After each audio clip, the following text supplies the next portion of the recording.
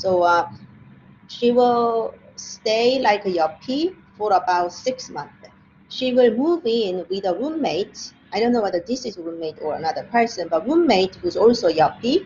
And then, so Nikki Lee is going to hang out with this yuppie friends, yuppie roommates, friends, family, workplace, and Nikki Lee would follow her to her workplace. She may even get a job if she can, as a like an intern or a mailroom clerk, so that she will dress like a yuppie. Do you see that Burberry scarf?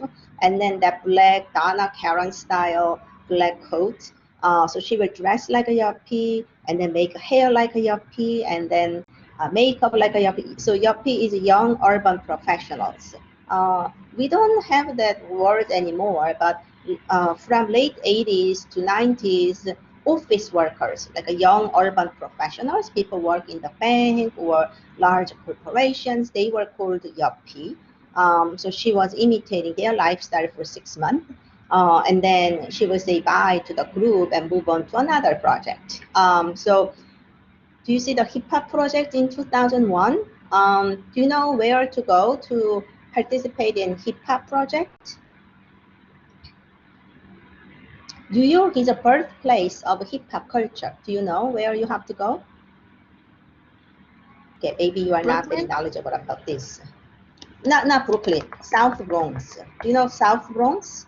It's a little, not the northern Bronx, like a Riverdale is a nice neighborhood, and that's sort of a Jewish neighborhood, but below Riverdale, you know, right above Harlem, 145th Street or something, right above, but below Riverdale, 180s, 90s, that area.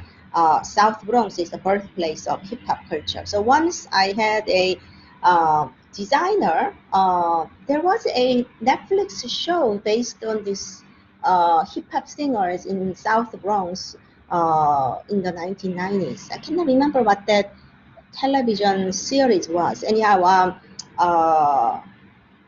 the designer, costume designer for the show, Jeriana what was her name? Jeriana Santo Domingo, something. Anyhow, she's from that neighborhood, and she's a FIT graduate.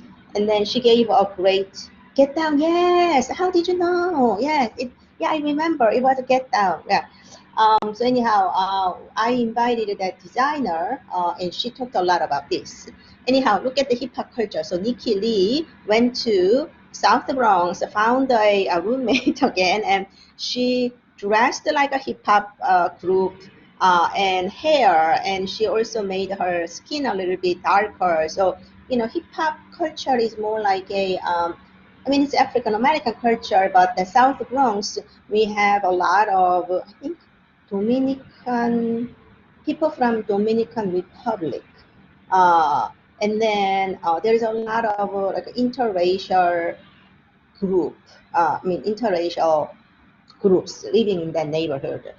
So she intentionally tanned her skin a little bit to be like a, brown colors, and then she would eat their food. That's important. She would eat their food. She would eat their slang. She would say their slangs.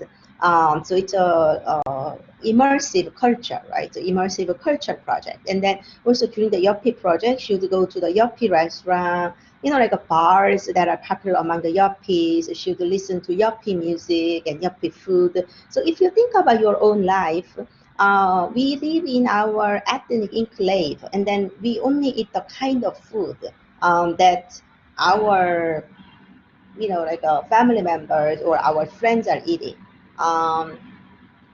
And then this was, what is it? This was senior project, 1999.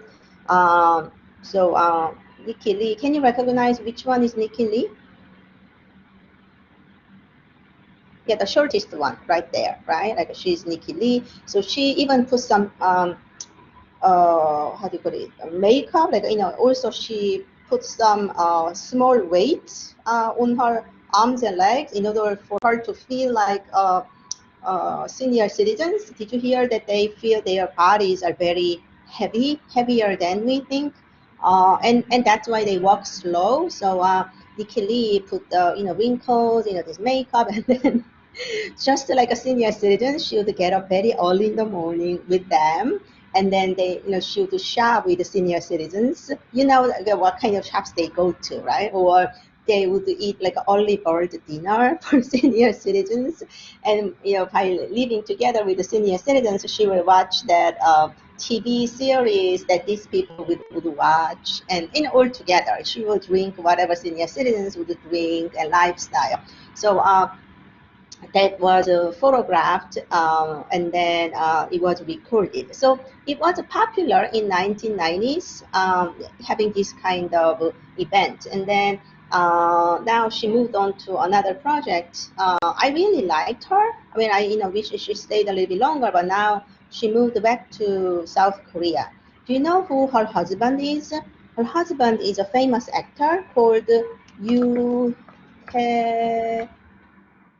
I don't know whether this spelling is right or not, but very, how can I say? So the husband is German, Korean American, so Korean German. Husband was born in Germany, Korean, from Korean parents, but he grew up there. And then when Yoo Tae-oh was in New York briefly, they met and they moved back to Korea. So she's now living in South Korea doing other projects.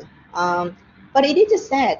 She got a lot of attention in 1990s and early 2000s when she was doing this project, immersive project. But then her other projects didn't get so much favorable reviews, so that she's sort of forgotten now. But some museums acquired her series of this. I think it's very important, and there should be more essays written on this project.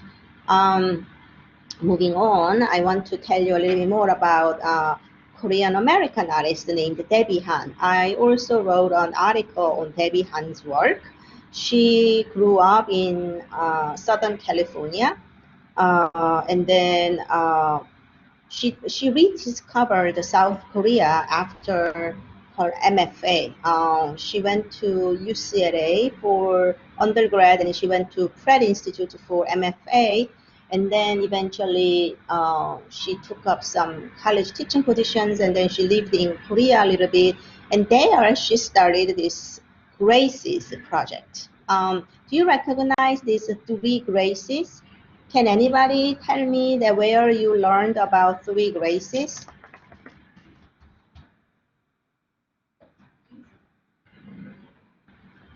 Do you remember Botticelli?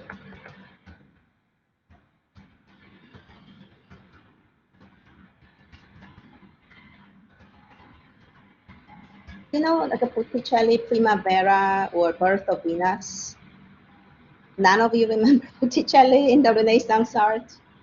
You can quickly look it up what Botticelli's Primavera is, but three Graces are these three nymphs, and they are usually considered an ideal type of beautiful women. They are not human beings. They are personification of virtues or personification of ideas. So there are three Graces, and they usually accompany goddess Venus in Roman mythology, or Aphrodite in Greek mythology, the same goddess of beauty.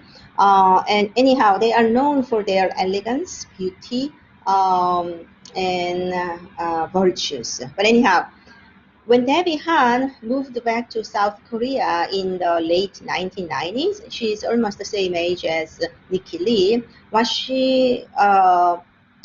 What made her shocked was the beauty standards for Caucasian women, or Caucasian people. So Korean people at the time, late 1990s, they wanted to have double eyelashes or a little bit higher nose, but obviously, each racial groups come with their own preset or predetermined set of features, right? Like, for example, I have straight hair. I mean, this is artificial body wave. Otherwise, my hair is so flimsy and just flat. But there are not many people with wavy hair, right? Or there are not many people with light brown hair, for example. It's certain composite. Okay, the composite physical features are coming with my racial group as a Mongoloid. I mean, what can I say? I am from Mongoloid family, like a lineage, so I look certain way. But anyhow, so plastic surgery was very common, and then so this is Debbie Han's Debbie Han's interpretation of that artificial standards of beauty.